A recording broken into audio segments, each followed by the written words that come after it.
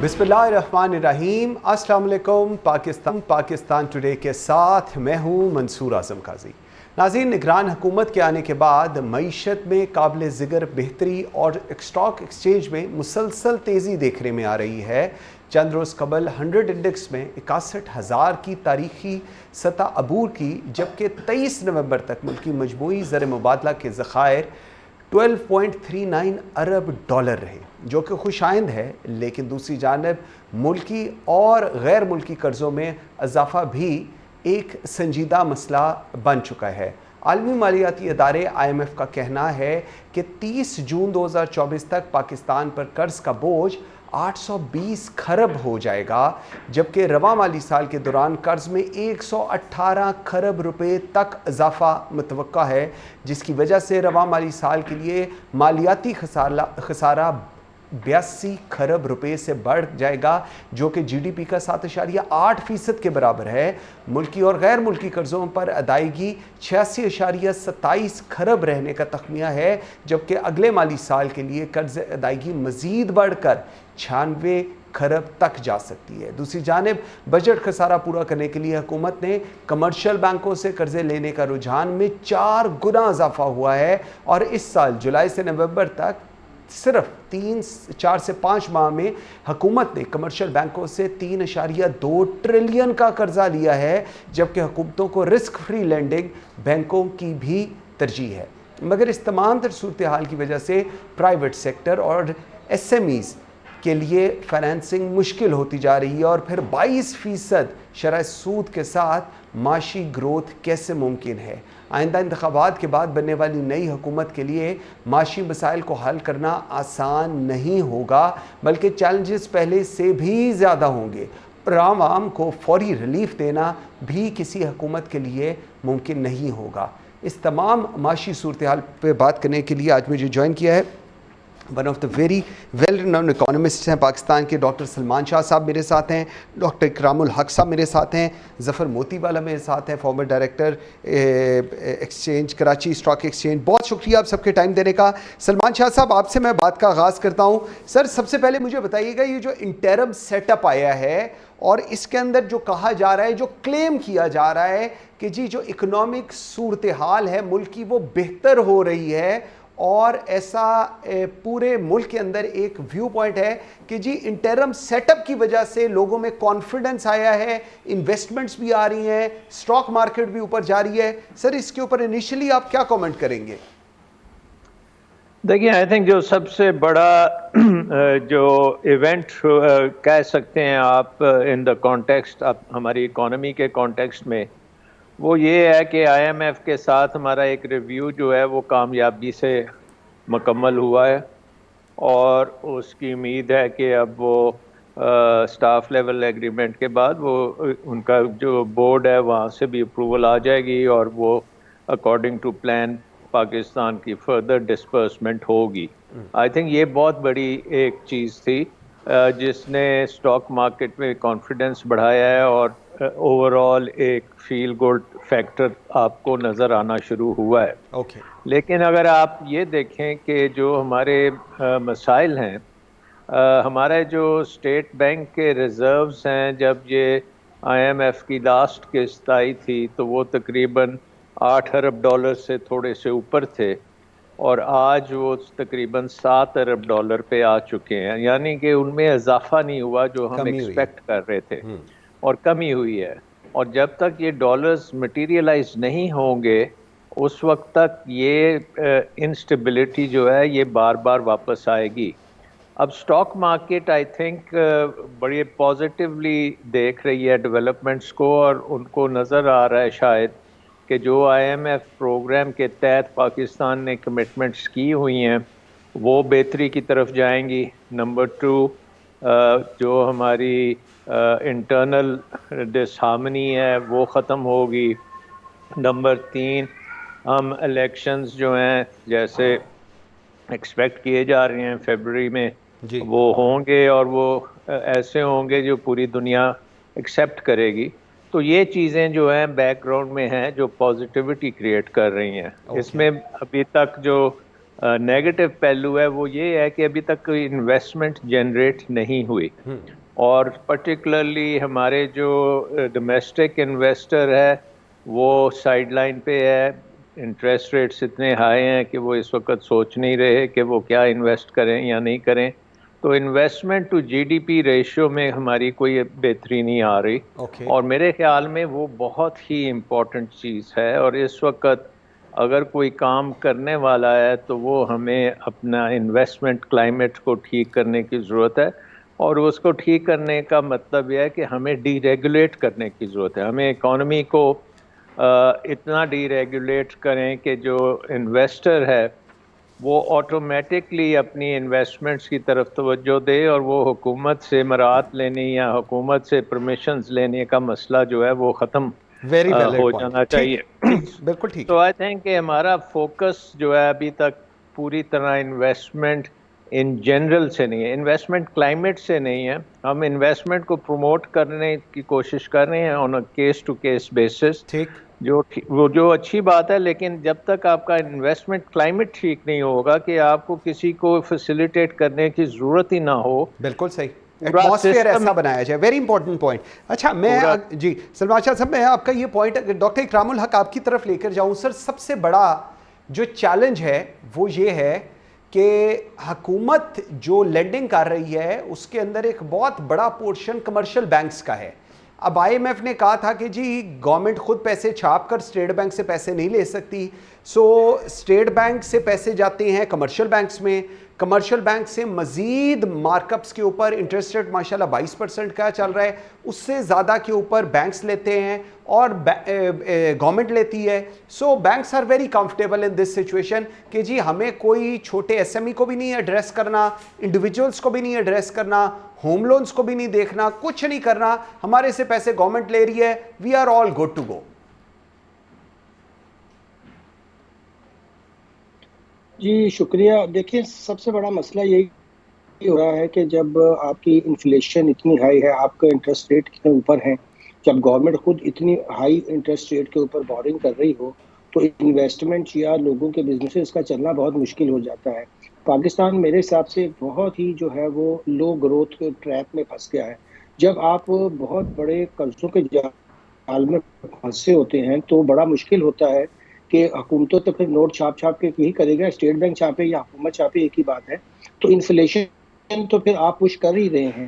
جب آپ انفلیشن پہ کنٹرول نہیں کرتے تو آپ کا ڈسکاؤنٹ ریٹ نیچے نہیں آتا.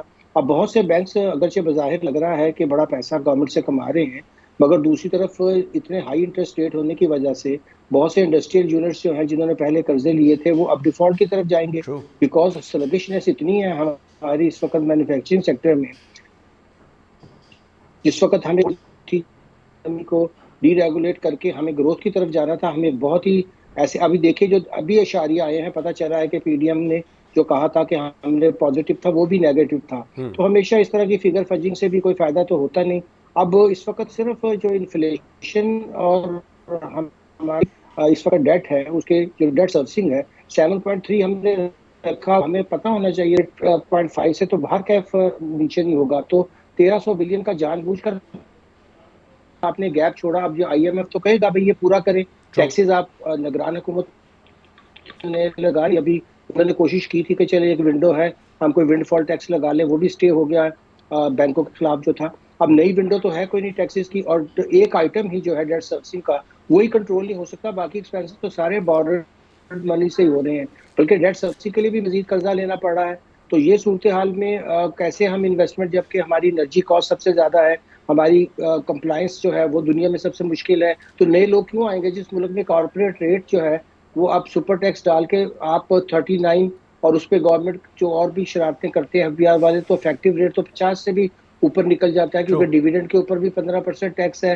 پھر آپ دیکھیں کہ یہی نہیں، پھر اس کے اوپر ویلفیئر فنڈس کے ہے. تو کوئی ملک بھی ایسا نہیں جہاں پہ اب 20% سے زیادہ کارپوریٹ ریٹ ہو، کیونکہ ساری دنیا انویسٹمنٹ لینا چاہتی ہے.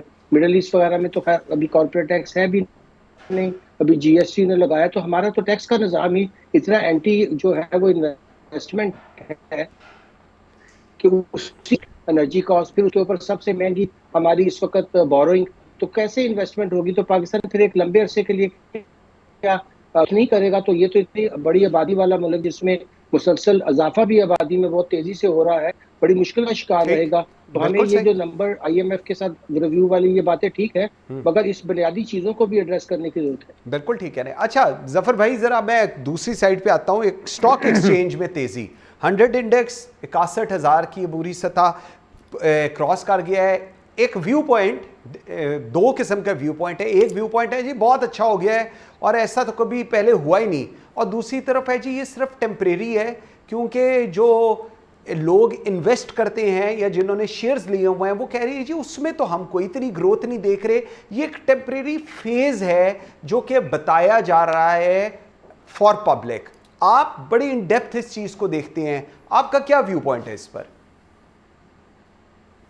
دیکھیں جب سال شروع ہوا تھا نا تو 38,000 کا انڈیکس تھا. ابھی کافی چینلز مجھے کور کر رہے ہیں اسٹاک ایکسچینج پر, تو میں ان کو یہی کہہ رہا تھا کہ اس ٹائم آپ کے اوپر بینکرپسی کے بادل چھا گئے تھے, اور ہم سب جو اسٹاک ایکسچینج والے تھے وہ یہی بات کر رہے تھے کہ لاسٹ جو بینکرپسی اتنی زیادہ پاپولیشن کے ساتھ دیکھی گئی ہے وہ سلطنت عثمانیہ آٹومن امپائر کی دیکھی گئی ہے, جس کی ٹوٹل وہ آدھی دنیا پر ان کا قبضہ تھا, ان کا لینڈ تھا, اور اس میں 29 کروڑ عوام تھی. تو وہ جو تھی نا وہ ایک کہ جیسے بینکرپسیاں اس کو کہتے تھے سک مین آف یورپ, تو وہ جو بینکرپسی تھی وہ آہستہ آہستہ بینکرپسی ڈکلیئر ہوتی گئی اور صوبے اور چیزیں فرسٹ ورلڈ وار کی بات کر رہا ہوں وہ ٹوٹتے گئے. کسی نے فرینچ نے لے لیا, کوئی برٹشرز نے اٹھا لیے, وہ جو ٹکڑے ہوئے آخر ٹرکی اتنا سا رہ گیا. یہ اس سینچری کی 25 کروڑ عوام کے ساتھ اتنی سی غازہ اسٹرپ جیسا کنٹری میں بینکرپسی کا کسی کو پتہ ہی نہیں تھا, اور ہر ایک یہ سوچتا تھا کہ اگر یہ بینکرپسی ہوئی ہے تو اس کا نکلے گا کیا کل ہم ڈیزل ہوگا تو فیول پیٹرول نہیں ہوگا, گیس ہوگا تو انفراسٹرکچر نہیں ہوگا, اپنا ڈسٹریبیوشن نہیں ہوگی, اپنا پھل فروٹ وہ جو مارکیٹ تک پہنچتے تھے ایگریکلچر ایریا سے وہ نہیں ہوگا, کھانے پینے کی اشیاء کم ہو جائیں گی. اور یاد رکھیے گا کہ اس ٹائم میرے کافی دوست, کیوبا کا ایمبیسڈر میرا دوست تھا, وہ بڑا اچھی طرح بتاتا تھا کہ جب سینکشنز کیوبا پر ہو گئے امریکہ کی طرف سے تو وہاں پر 18 گھنٹے کی لائٹ پورے کیوبا میں 18 گھنٹے لائٹ چلی جاتی تھی, اور سوامپ بنا ہوا ہے کیوبا ہے, تو کہتے تھے باہر ہم نکلے تو مچھر کھا جائیں اور اندر جائیں تو گرمی. تو وہ state of malaria, semi ملیریل state میں وہ پورا اسٹیٹ چل رہا تھا. اب یہ جب بینکرپسی کا بادل ہٹا ہے نا تو لوگوں کو یہ لگا کہ انڈیکیٹرز اب آہستہ آہستہ بہتر ہو رہے ہیں, اور ہو بھی رہے ہیں. کچھ ہمیں آئی ایم ایف جو آپ کو کہتی ہے کہ یہ بزنس پلان ہے, وہ اصل میں ہوتا ہے پولیٹیکل پلان, اور وہ دکھاتے ہیں کہ جو نئی یہ جو پچھلی حکومت گئی پی ایم ایل این کی اور یہ انٹیریم گورنمنٹ, یہ سب کے تعلقات امریکہ سے کیسے, کیونکہ بگسٹ ڈونر امریکہ ہوتا ہے, تو وہ انہوں نے آگے آئے. پھر چائنا آگے آیا, کیونکہ مجھے کئی لوگ پوچھتے ہیں کہ چائنا اور امریکہ اتنے دشمن ہیں, پاکستان کے ساتھ کیسے کام کر رہے ہیں. تو 500 سال 800 سال کے پیچھے بھی اب آپ جائیں گے تو جو سپر پاورز اس ٹائم بھی تھے تو وہ کئی کنٹریز کے لیے ایک دوسرے سے نیگوشیٹ کر لیتے تھے کہ بھائی اس کو رومن امپائر سنبھالے گی, اس کو بیزنٹائن امپائر سنبھالے گی. عرب ورلڈ کو تو اس ٹائم اصل مسئلہ ہی یہ تھا کہ وہ یہ دو امپائرز نکلنے نہیں دے رہے تھے. اینی وے, تو وہ یہ دونوں آئے اور انہوں نے تھوڑا سا معاملات کو حل کرنے کی. اب جو آپ نے پروگرام کے سٹارٹ میں جو قرضے کی بات کی ہے وہ رات کو نیند ہماری حرام کر دیتا ہے کہ 78% آف جی ڈی پی آپ کا یہ قرضے کی وجہ سے ہو جائے گا. ٹھیک ہے, وہ کھا جائے گا جی ڈی پی. اچھا, اب جی ڈی پی کا آپ یہ سوچیں کہ جاپان جیسا کنٹری تو 100% آف جی ڈی پی کا قرضہ ہے ان پر, لیکن ان کے پاس ویلتھ کریشن والے جابز ہیں. ہمارے یہاں کون سے جابز ہیں؟ لکڑہارے کے, میٹل کے, موٹر سائیکلسٹ اور یہ میکینک اور ریپیر, وہ ویلتھ کریٹ نہیں کر رہے. تو یہ ویلتھ نہ کریٹ کرنا یہ ایک مسئلہ ہے. سب سے بڑا مسئلہ جو ابھی یہ آئے گا یہ ٹھیک کہہ رہے ہیں, یہ سب سے بڑا ایک ہے ویلتھ کریشن. سلمان شاہ صاحب, ایک تو یہ ویلتھ کریشن آبویسلی ہمارے ملک میں پاکستان میں ایک بہت بڑی پرابلم ہے, اور ہم اس کو کوئی بھی حکومت دعوے جتنے مرضی کرے اس کے باوجود اس کو وہ ایڈریس کرنے سے قاصر ہے. سر اب 2-3 اگر میں تھوڑی سی صورتحال بتاؤں, گورنمنٹ بوروئنگ کر رہی ہے بینک سے, ہمارے پاس فورن لونز ہم لے رہے ہیں, ہماری ڈیٹ سروسنگ ہے, اور جس کی وجہ سے جو کچھ ہم نے کمانا یا جو کچھ ایف بی آر نے اکٹھا کرنا ہے یا جو کچھ جمع ہونا ہے وہ سارا ہماری ڈیٹ سروسنگ کی طرف چلے جانا ہے. سر اس صورتحال میں ایک عام آدمی کی زندگی کیسے بہتر ہو سکتی ہے, اور یہ جو دعوے کیے جاتے ہیں کہ جی عام آدمی کی زندگی ہم بہتر کریں گے ان دا گیون سرکمسٹانسز, وہ کس طرح بہتر ہو سکتی ہے, میں یہ سمجھنے سے قاصر ہوں. دیکھیں, سب سے پہلی بات یہ ہے کہ یہ ہمیں سمجھنا پڑے گا کہ یہ بہت غیر معمولی حالات ہیں پاکستان کے, اور ان میں سے نکلنے کوئی آسان کام نہیں ہے. یہ نہیں ہے کہ کوئی میجک چھڑی ہے کسی کے پاس, وہ لہرائے گا تو یہ سارا کچھ ٹھیک ہو جائے گا. سو پہلا کوشچن تو یہ آتا ہے کہ حالات جو ہیں ان کو بہتر کرنے کے لیے آپ کو بہت زیادہ کام کرنا پڑے گا. ٹھیک, سب سے پہلے میرا خیال ہے کہ جو حکومت ہے ہماری اس وقت یہ بہت زیادہ پھیلی ہوئی ہے, اس پہ ہم بہت زیادہ ایکسپینڈیچر کر رہے ہیں, اور یہ ایکسپینڈیچرز ہمیں کٹ کرنے پڑیں گے. ڈیولپمنٹ ایکسپینڈیچرز اور کرنٹ ایکسپینڈیچر دونوں چیزوں کو ڈرامیٹکلی کٹ کرنا پڑے گا, اور 2-3 ٹریلین روپیز کے حساب سے کٹ کرنا پڑے گا. یعنی کہ آپ کو بیوروکریسی کو بالکل کم سے کم کرنا پڑے گا.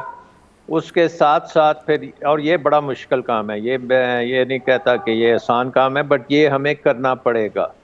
دوسری چیز یہ ہے کہ ہمیں پرائیویٹ سیکٹر کو رہا کرنا پڑے گا. ان کو ہمیں جو جکڑا ہوا ہے ریگولیشن میں, جو میں نے پہلے بھی بات کی, وہ ڈی ریگولیٹ کرنا پڑے گا. اب آپ دیکھیں ہمارا ڈیولپمنٹ میں ایک چیز ہے کہ اگر آپ نے سڑکیں بنانی ہیں یا جو بھی آپ نے انفراسٹرکچر بنانا ہے, تو وہ جس کے لیے بنانا ہے وہ اگر اس کے لیے پے کرے گا تو اس کو ہم کہتے ہیں یوزر چارجز کے ذریعے آپ کریں, اور ضروری نہیں ہے کہ وہ ڈیولپمنٹ آپ ٹیکسز کے تھرو کریں. سو یہ جو پبلک پرائیویٹ پارٹنرشپ کا نظام ہے اس کو بنانا پڑے گا, جیسے کوریا نے بنایا, جیسے جاپان نے بنایا, اس طرح اس لیول کی ہمیں گورننس کرنی پڑے گی. تو پھر یہ ہے کہ ہمارے ملک میں ریسورسز ڈیفینیٹلی ہیں. دیکھیں اگر ہمارا بنگلہ دیش میں آپ دیکھیں کہ وہاں پہ investment to G D P تقریباً 35% ہے, پاکستان میں investment to G D P 14% پہ ہے. تو یہ اتنا زیادہ فرق, آپ کی ظاہر ہے اکنامک گروتھ ان کی ہم سے بہت زیادہ ہوگی کیونکہ وہ انویسٹمنٹ کر رہے ہیں, لیکن انہوں نے اگر وہ اپنی ہی اکانومی سے یہ انویسٹمنٹ لے سکتے ہیں تو ہم اپنی اکانومی سے بھی وہ اس قسم کی انویسٹمنٹ لے سکتے ہیں. شرط یہ ہے کہ ہم اس کا ماحول صحیح طریقے سے کریں. اب ہم دیکھیں کہ ہماری حکومت کا جو ایٹیچیوڈ ہے وہ سمجھتی ہے کہ ساری پرائیویٹ سیکٹر چور ہے, وہ بجلی کے نظام کی خامیاں بھی پرائیویٹ سیکٹر پہ ڈالتی ہے, وہ انویسٹمنٹ ٹیکسوں کی بھی کمزوریاں پرائیویٹ سیکٹر پہ ڈالتی ہے, وہ ہر چیز سے وہ کہتی ہے جی پرائیویٹ سیکٹر ایک ایول ہے اور سارا کام جو ہے وہ حکومت کرے گی تو سب ٹھیک ہو جائے گا. یہ مائنڈ سیٹ ہمیں چینج کرنا پڑے گا, اس کے بغیر یہ ہم آگے چل نہیں سکتے. اگر نہیں یہ مائنڈ سیٹ چینج کریں گے تو یہ ہمارا ٹیکس جو اس وقت ہے یہ دگنا ہو جائے گا. اور آپ کو پتہ ہے کہ پاکستان میں ٹیکس جو ہے اس کا بینیفٹ عوام کو کوئی نہیں ملتا, اور کوئی بندہ جو ہے وہ یہ نہیں کہہ سکتا کہ جی ہاں میں نے یہ ٹیکس دیا تھا تو اس کا ہمیں یہ فائدہ ہوا کہ ہماری انفراسٹرکچر بن گیا یا ہماری کوئی اچھے کام ہو گئے, ہیلتھ اچھی ہو گئی, et cetera et cetera. So for the time being ہمیں حکومت کو بہت چھوٹا کرنا پڑے گا, کاٹنا پڑے گا, ڈرامیٹکلی کاٹنا پڑے گا, ٹوٹلی ڈی ریگولیٹ کرنا پڑے گا, مارکیٹ کو اوپن کرنا پڑے گا. مارکیٹ دیکھیں ہماری ہم بات تو کرتے ہیں کہ یہ مارکیٹ اکانومی ہے, لیکن 80% یہ مارکیٹ اکانومی حکومت کنٹرول کرتی ہے. بالکل ایسے, اور حکومت آپ کا بجلی کا نظام بھی کرتی ہے, حکومت آپ کی ایگریکلچر کی پرائسنگ بھی حکومت کرتی ہے, ہر کام جو ہے کہہ رہے ہیں آپ بالکل صحیح کہہ رہے ہیں, وہ کر رہی ہے. اور وہ اب ہم نے دیکھ لیا ہے کہ پچھلے 70 سال میں انہوں نے پاکستان کا بیڑا گرک کر دیا ہے, اور پاکستان کو بینکرپٹ کر دیا. مجھے تو آئی تھنک کہ اگر ہم چینج نہیں کریں گے اور ڈرامیٹکلی چینج نہیں کریں گے اور دیکھیں ہمارا جو انٹرپرینیور ہے یہ ڈسپائٹ آل دا ہارڈشپس اس کو پاکستان میں بلیف ہے, اور یہ وجہ آپ کی اسٹاک مارکیٹ میں بھی جو آ رہی ہے نا, وہ بھی یہی سوچ رہے ہیں انویسٹرز کہ یہ شاید حکومت اب چینج کرے, کیونکہ جب بہت زیادہ مشکل میں آپ آتے اس وقت چینج جو ہے وہ اچھی ہو جاتی ہے. بالکل صحیح. اچھا ڈاکٹر اکرام صاحب, یہ جو چیز ہے بڑی امپورٹنٹ ہے سر, لیکن اس کے اندر ابھی میں وہ کیونکہ کیئر ٹیکر وہ بار بار سیٹ اپ کی آ جاتی ہے, وہ لوگ کہتے ہیں کہ جی ہماری اس وقت پریورٹیز میں, فواد کا میں سن رہا تھا, ہی وہ سینگ کہ جی میری جو ٹاپ موسٹ پریورٹی ہے وہ پرائیویٹائزیشن آف پی آئی اے ہے.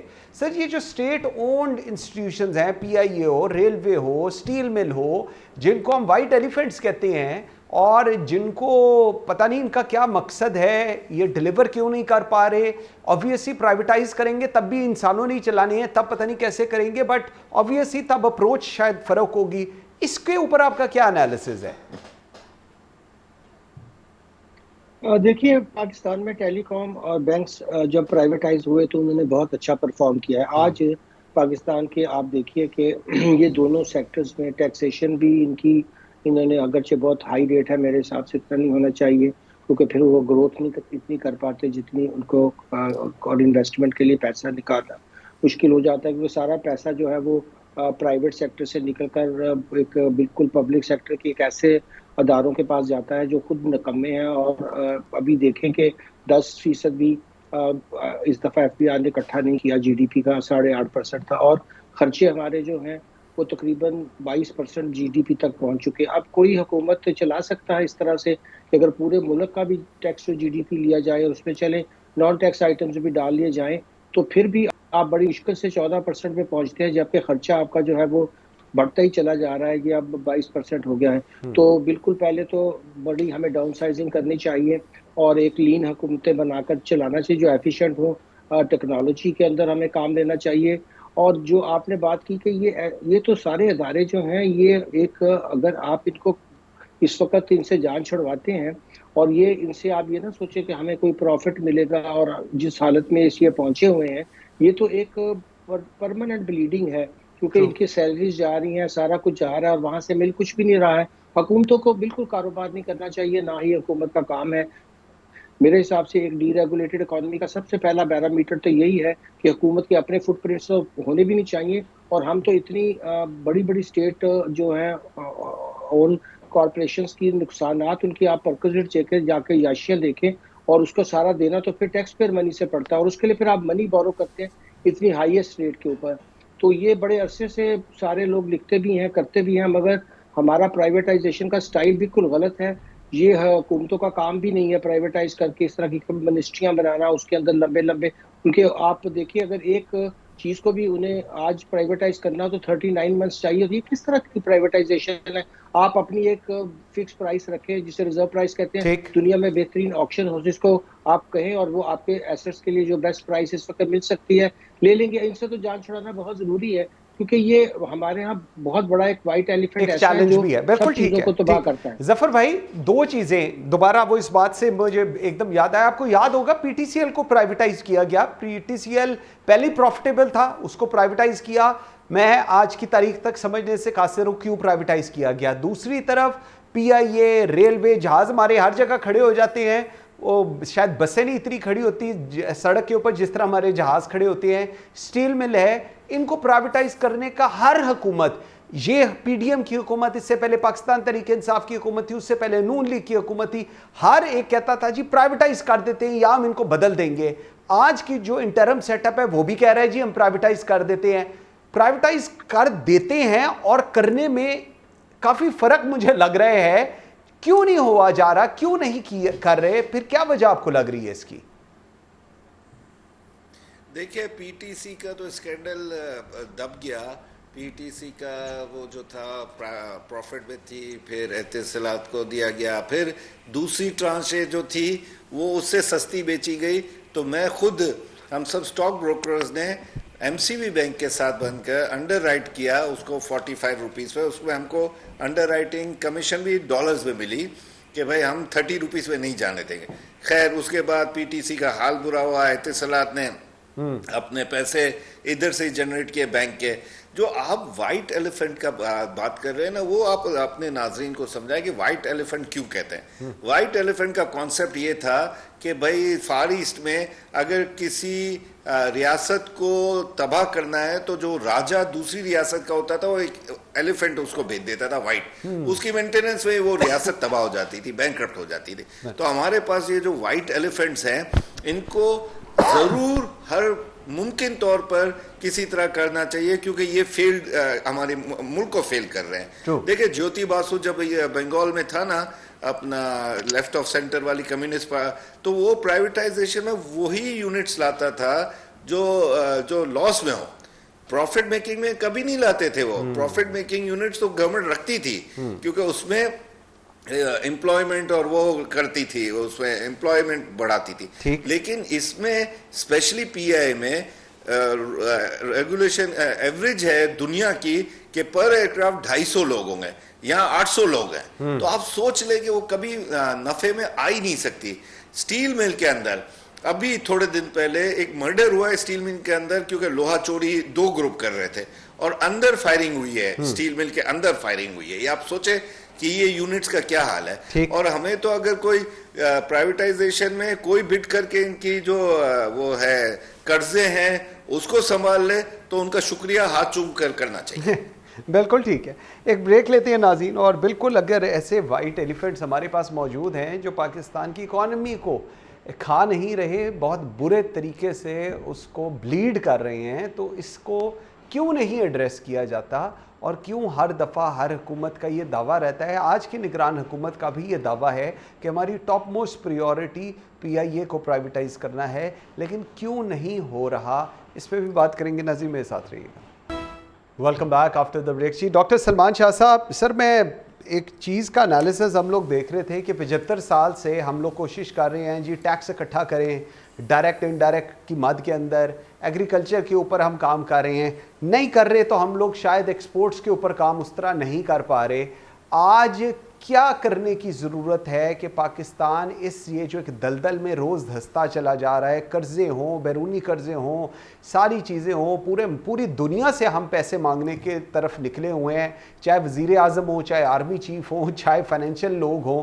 سر اس کو ایڈریس کیسے کریں, یا یہی قسمت ہے ہماری کہ ہم اسی طرح ہی چلتے رہیں گے؟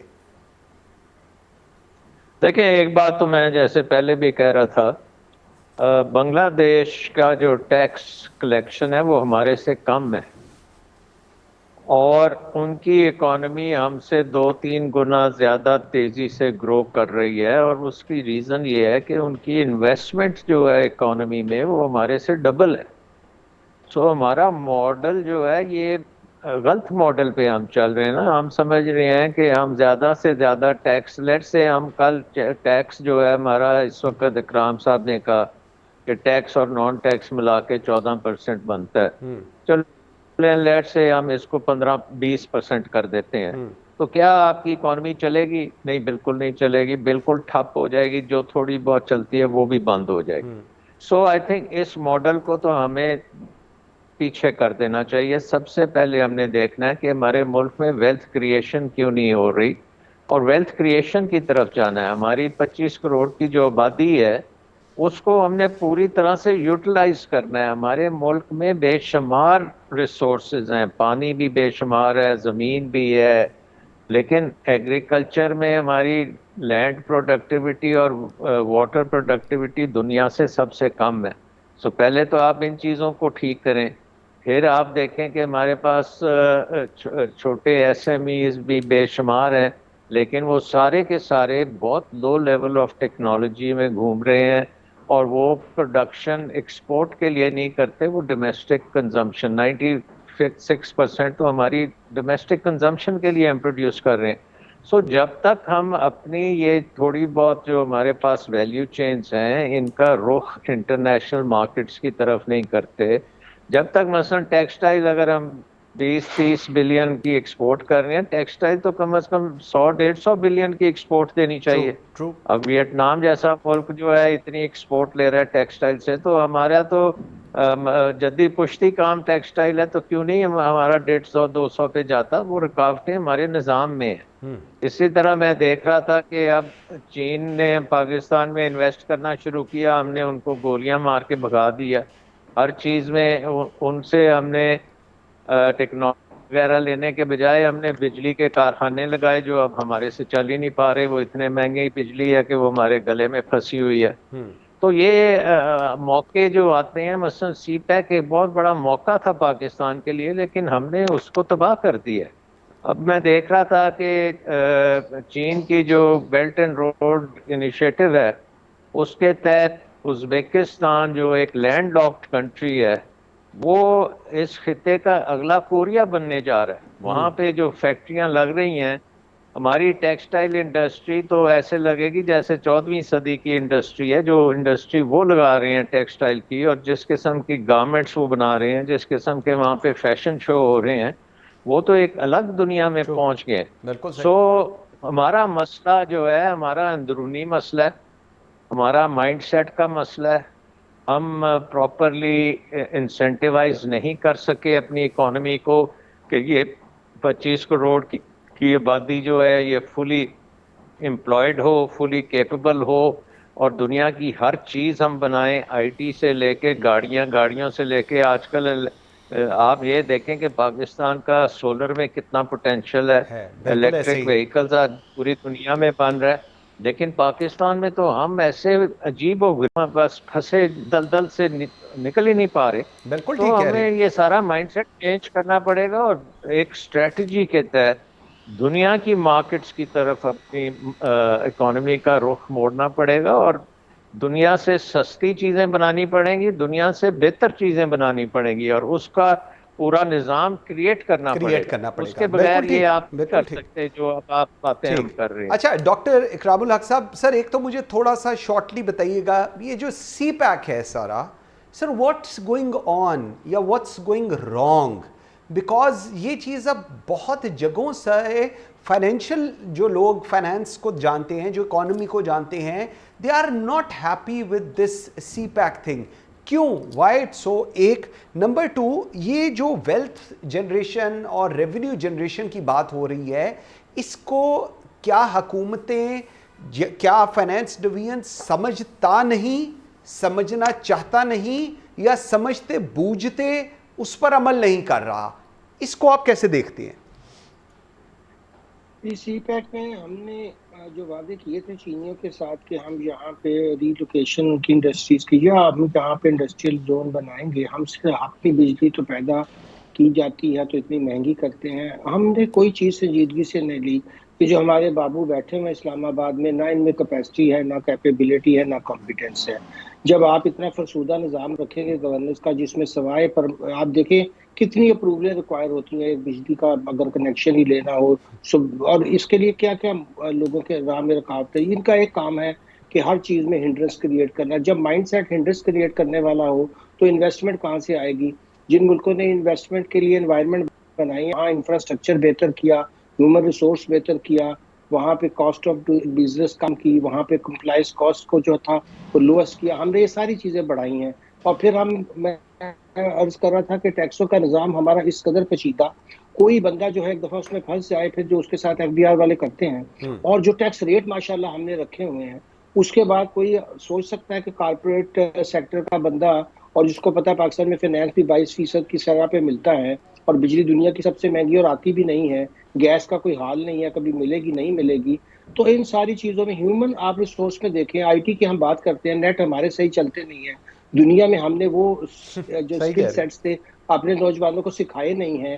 اور باتیں ہم یہ کرتے ہیں کہ ہم تو وہاں سے جی دیکھیں بھارت جی 170 بلین کرتا. بھائی آپ نے اپنے ٹیکسٹائل کے اندر سوائے دھاگا اور کپڑا بیچنے کے، آپ نے تو آج تک وہاں کوئی ویلیو ایڈیشن ہی نہیں کی. بنگلہ دیش میں جو گارمنٹ انڈسٹری ہے، وہاں جو عورتیں کام کرتی ہیں، 3 شفٹیں چلتی ہیں، آپ تو سوائے را مٹیریل بیچنے کے ہمیں کوئی کام نہیں. ایگریکلچر ہم نے اتنا فرسودہ رکھا ہوا ہے کہ دنیا میں ہماری لوئسٹ ییلڈ ہے، ہمیں ابھی تک وہاں ماڈرنائزیشن کا کچھ پتہ نہیں ہے. ساری چیزوں کو بہتری کرنی اس لیے نہیں ہوتی کہ جو بابو بیٹھے ہوئے ہیں، یہ پولیٹیشنز تو سارا دن بابوؤں کے پیچھے پیچھے پھرتے ہیں، یہ ہمارا یہ کام کر دو، ہمیں ریفنڈ لے دو، ہمیں یہ کر دو. انہیں تو پتہ ہی نہیں ہے کہ انہوں نے کیسی پالیسیز بنانی ہے، کس طرح کی آگے ان کا ویژن ہے. تو جب آپ ان طرح کے بابو کو کام دیں گے تو پھر وہ یہی کریں گے. اور جو پاکستان کی تباہی میں بابوں کا ہاتھ ہے، وہ دیکھ لیجیے چائنیز کانوں کو ہاتھ لگاتے ہیں کہ یار ان لوگوں کے نہ کوئی کیپیسٹی ہے نہ کمپیٹنس ہے، ان سے تو بات کرنا ہی فضول ہے۔ ان کو تو یہی نہیں پتا تھا کہ سی پیک کا جو ہے وہ پوٹینشیل کیا ہے۔ اس کے لیے انہوں نے امریکن سے اسٹڈی کروائی تھی چائنیز نے، اور وہ بڑے حیران ہوتے تھے، ان کے اپنے تو بڑے زبردست تھنک ٹینک ہیں، وہ تو بی آر اے کر، وہ تو پوری دنیا کے لیے رول اینڈ بیلٹ کی بات کرنا چاہتے ہیں، True. اور پاکستانیوں سے تو اتنی سی چیز ابزارب نہیں ہوتی۔ تو میرا خیال ہے دیکھیں یہ ان نظام کے ساتھ جو ہم نے رکھے ہوئے ہیں گورننس کے، اور جو ہماری ایڈمنسٹریٹو سروسز ہیں، اور جو ہماری ٹیکس سروسز ہیں، اور جو ہماری پولیسنگ ہے، ہر ایک آپ اٹھا کر دیکھ لیں، جب تک آپ ان کو ٹھیک نہیں کریں گے نہیں آپ کے کر- ملک میں بالکل کوئی ٹھیک، ترقی نہیں ہونے لگی، کیونکہ ٹھیک، یہ ترقی کے دشمن ہیں۔ بالکل ٹھیک۔ ظفر بھائی، دو چیزیں، $26 بلین سی پیک، اس کے بعد آپ کو یاد ہوگا اوبور، ون بیلٹ ون روڈ، ساری چیزیں جو ہیں ان کی پریزنس کہیں بالکل ڈائلیوٹ ہوتی نظر آ رہی ہیں، اور پاکستان فارچونیٹلی مجھے نہیں پتا کیا کریکٹ ورڈ ہوگا اس کے لیے، ایک واحد ملک ہے جہاں پر فائلر اور نان فائلر کی کیٹیگریز ہیں، مطلب جو ٹیکس دیتے ہیں ان کو اسی طرح برتاؤ ہے جو ٹیکس نہیں دیتے، مطلب اگر ٹیکس نہیں بھی دیتے ہو تو آپ اس ملک کے اندر بالکل اسی طرح کے ہیں جس طرح وہ لوگ جو ٹیکس دیتے ہیں۔ اس کو کس طرح دیکھتے ہیں آپ؟ کیا پھر اس کا حل کیا ہوگا ان چیزوں کا؟ منصور آپ غلط کہہ رہے ہیں، فائلر اس سے بدترین شکل ہوتا ہے، یہ کہنا نہیں چاہ رہا تھا۔ میں کہہ رہا ہوں نا، آپ کبھی میرے ساتھ چلے، آپ آئیں ایف بی آر کے دفتر چلتے ہیں، وہ کس طرح ہم لوگ کو ٹریٹ کرتے ہیں۔ ہمیں کہا گیا تھا آپ کا پاسپورٹ الگ ہوگا، سٹائل والا ہوگا، زیادہ اس پہ پیج، ہمیں کہا گیا آپ کو کارڈ دیا جائے گا، گولڈ کارڈ کے آپ ٹیکس بھرتے ہیں، یہ کرتے ہیں وہ کرتے ہیں، کچھ نہیں۔ میری پردادی سے ٹائم سے ہم ٹیکس بھر رہے ہیں، اور آج تک جب بھی بجٹ آتا ہے مجھ سے چینل والے آپ جیسے دوست پوچھتے ہیں کہ یہ بجٹ میں کون خوش ہوا ہے، میں نے کہا وہ خوش ہوا ہے جس نے نان فائلر خوش ہوا ہے، کیونکہ نان فائلر کو بینیفٹس بھی دیے جاتے ہیں، اور اس کو کون سی پرواہ ہے کہ بھئی اس کا ٹیکس جو ہے کون سی اسکول میں لگ رہا ہے، کون سے ہاسپٹل میں لگ رہا ہے، کون سا انفراسٹرکچر چل رہا ہے، اس کو کوئی پرواہ نہیں ہے۔ اس کو تو ہنسی آتی ہے، اور کئی سٹاک بروکرز ہمارے دوستوں نے اپنے دوسروں کو کہا کہ یار میں اچھا ہوتا کہ میں نان فائلر ہی ہوتا، مجھے یہ ٹینشن نہیں ہوتی کہ بھئی ابھی 1 گھنٹہ رہ گیا ہے، 2 گھنٹے رہ گئے ہیں۔ یہ آپ فائلروں کو تو ادھر ایسا حال کرتے ہیں، ایسی تباہی کرتے ہیں۔ ابھی نئے وہ آ رہے ہیں کہ بھئی آپ کا بنگلہ کوئی 40 سال سے بنا ہوا ہے تو اس کے پر دوبارہ ٹیکس دو۔ اچھا، ہر ایک کورٹ میں کیوں جا رہی ہے؟ آپ نے ونڈ فال ٹیکسز کی بات کی، E7 ایک نیا آیا پلاٹوں کے اوپر، اس کی بات کریں۔ ہر آدمی اب کورٹ اسی لیے جا رہا ہے کہ بھئی اب وہ تھک گیا ہے ایک ہی آدمی کو رگڑ کر۔ دوسرا، جو ہمارے یہاں انویسٹمنٹ کرنے آتے ہیں اس کے لیے بڑا اچھا شاہد خاقان عباسی ایک کیس میں ہے، تو اس نے بڑا اچھا شاہد خاقان عباسی صاحب نے کہا کہ بھئی آپ اس کیس کے اندر پاکستان کے سب سے بڑے جو انویسٹر ہے پاکستانی، اس کو بھی رگڑ رہے ہو، تو کون نان پاکستانی انٹرنیشنلی آئے گا؟ ہاں، عرب ورلڈ جو آ رہی ہے وہ بھی ایک پولیٹیکل سینیریو میں آ رہی ہے۔ اب ہمارے پاس ایک ہی طریقہ رہ گیا ہے کہ ایکسپلوریشن اور منرلز کے اندر بلوچستان میں جو ہیں اس میں ہم انویسٹمنٹ دے کر آئیں، لیکن اس کے لیے بھی $1 بلین، کیونکہ $1 ملین کا ایک سوراخ ہوتا ہے زمین کے اندر، اس کے لیے بھی $1 بلین ہمیں ضرورت پڑے گی تاکہ یہ ڈسکوریز ہوں۔ پچھلے 10 سال سے ڈسکوریز بھی کچھ نہیں ہوئی خاطر خواہ، اور ابھی کل جو ہے یہ جو گیس کی پرائسز کراچی میں بڑھی ہیں تو اس کے اوپر وہ سمبولک وہ احتجاج میں جا رہے ہیں، پورا چیمبر بھی اور پلس سائٹ ایریا بھی۔ سائٹ جو ہے وہ اس وقت پاکستان کی سب سے بڑی جو انڈسٹریل ہب ہے وہ سائٹ ہے، فیصل آباد نہیں ہے، کراچی کا سائٹ، فیصل آباد نہیں ہے، سیالکوٹ نہیں ہے، گجرانوالا نہیں ہے۔ ٹھیک، ایک بریک لیتے ہیں ناظرین۔ بریک سے جب واپس آتے ہیں تو کوشش کروں گا میں اپنے پینلسٹ سے یہ جاننے کی کہ کوئی وے آؤٹ ہے اس صورتحال میں جو گراؤنڈ ریالٹی اس وقت سارے بتا رہے ہیں، اس کے بعد اس کا کیا وے آؤٹ ہے اور کیا ایک عام آدمی کی زندگی بہتر ہو سکے گی۔ میرے ساتھ رہیے گا۔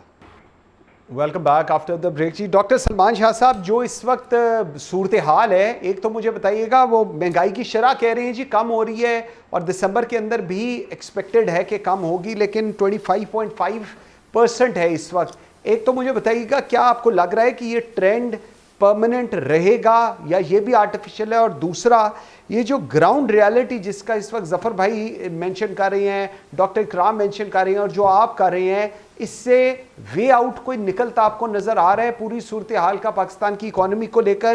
क्योंकि शहबाज शरीफ तो कहते हैं मुल्की मसाइल का वाहिद हर इलेक्शन का बर वक्त इनकाद है।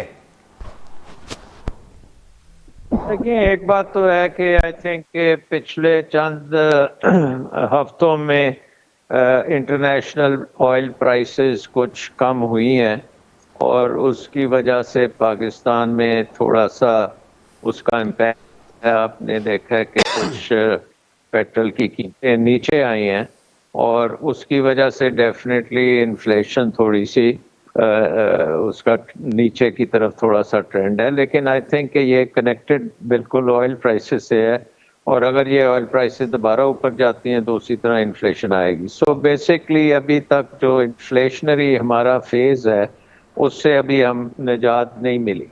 दूसरी चीज़, मेरे ख्याल में हमने बहुत ज़्यादा वक्त ज़ाया किया है, क्योंकि अगर आप देखें कि ये IMF प्रोग्राम तकरीबन अब इसको 3 साल तो होने जा रहे हैं और हमारी हालात बेहतर नहीं हुए बल्कि नीचे की तरफ ही गए हैं। इन्फ्लेशन जो है, जो आज से 2 साल पहले थी, उससे बहुत ज़्यादा इन्फ्लेशन है और ये इकॉनमी के थ्रू अभी पूरी तरह से निकली नहीं है। सो कहने का मकसद अब ये है कि वे आउट क्या है? वे आउट तो ये होना चाहिए था कि आज से जब हमारा IMF प्रोग्राम स्टार्ट ही हुआ था उसी वक्त हमें एक्सपोर्ट्स की तरफ ध्यान देना चाहिए था, लेकिन हमने एक्सपोर्ट्स को कुछ नहीं इनकरेज किया बल्कि डिस्करेज किया। ठीक। और एक्सपोर्टर्स को किसी किस्म की हमने एक्सेस नहीं दी टू इनपुट्स, सही वक्त पे आ जाएं, सही वक्त पे वो निकल जाए, काम हो जाए। पॉलिटिकल स्टेबिलिटी हम करने में नाकाम रहे हैं। कोई हमने मुल्क के अंदर जो टेम्परेचर है उसको हमने बॉइलिंग पॉइंट पर रखा हुआ है, उसको हम ठंडा नहीं कर रहे। बिल्कुल सही। सो ये चीज़ें हमें इकोनॉमी के साथ साथ ये नहीं चल सकती। इकोनॉमी को अगर आपने जल्दी से जल्दी करना है दुरुस्त, तो 2-3 बड़े मोटी चीज़ें हैं। एक तो यह है कि आप अपने यहाँ पे अमन कायम करें और ये जो डिसहार्मनी है और एक दूसरे के साथ जिस किस्म के हम हालात क्रिएट कर रहे हैं वो सबके सामने ही है, वो आपको ठीक करने पड़ेंगे। दूसरी चीज़ ये है कि आपको एक्सपोर्ट्स की तरफ एक बड़ा बिग पुश देना पड़ेगा कि आपके पास जो भी एक्सपोर्ट कैपेसिटी है वो 100% आपकी इस्तेमाल होनी चाहिए। सर, मैं आपका ये जरा चीज, मेरे पास टाइम थोड़ा बिल्कुल कम रह गया। डॉक्टर इकराम साहब, sir, your closing comments on all this, what is happening जी। जब तक हम अपनी GDP को डबल नहीं करते, ग्रोथ की तरफ तवज्जो नहीं देते हैं, कुछ हमें अकल से काम लेना चाहिए कि इतनी बड़ी आबादी और फिर उसकी रफ्तार, लोग हम कितने पीछे रह गए एजुकेशन में, हेल्थ में, हर चीज़ों में। ह्यूमन डेवलपमेंट की तरफ हमारी कोई तवज्जो नहीं, ग्रोथ की तरफ कोई तवज्जो नहीं, स्पोर्ट्स की तरफ कोई तवज्जो नहीं। सारे काम छोड़कर हमें ये सोचना चाहिए कि अगर हम अपनी GDP डबल कर लेंगे तो ये जो आज हम अपना डेट टू GDP रेशियो देखते हैं, अगर हम अपने केक का साइज बड़ा कर लेंगे तो ये मसाइल पे काबू पाने का और कोई तरीका नहीं है सिवाय इसके कि हम सारे तवज्जो दें कि आने वाले 10 साल में कम से कम हम 7% ग्रोथ करके दिखाएं। बिल्कुल ठीक। जफर भाई, योर क्लोजिंग कमेंट जी। देखिए, वे आउट एक ही है, जो लॉ एंड ऑर्डर की सिचुएशन की बताई है। दूसरा, एजुकेशन बढ़ानी पड़ेगी अगर हमको IT की तरफ जाना है, क्योंकि हमारे पास कोई बाबू नायडू साउथ हैदराबाद दक्कन का हमारे पास कोई है ही नहीं, कोई थिंक टैंक नहीं है। ना हमारे पास डॉक्टर यूनुस जैसे जर्मन बैंक को क्रिएट करने वाले हैं। ना हमने वैल्यू एडेड में 50% जो वर्क फोर्स है औरतें, उन पर ध्यान दिया है कि भाई वो काम पर आए, वो स्टिचिंग करें। ना हमारे पास इंफ्रास्ट्रक्चर अब रह गया है, टोटल तबाह हुआ इंफ्रास्ट्रक्चर। एक्सप्लोरेशन, IT एक्सपोर्ट्स और डिफरेंट टाइप्स ऑफ एक्सपोर्ट, इसके अलावा पाकिस्तान के पास कोई और चॉइस नहीं है। बिल्कुल ठीक है। Zafar Motiwala, thank you very much. Salman Shah साहब, बहुत शुक्रिया। इकरामुल हक साहब, वेरी ग्रेटफुल। नाज़रीन, आज के लिए इतना ही। मुझे मंसूर आजम काजी को दीजिए इजाज़त। अल्लाह हाफ़िज़।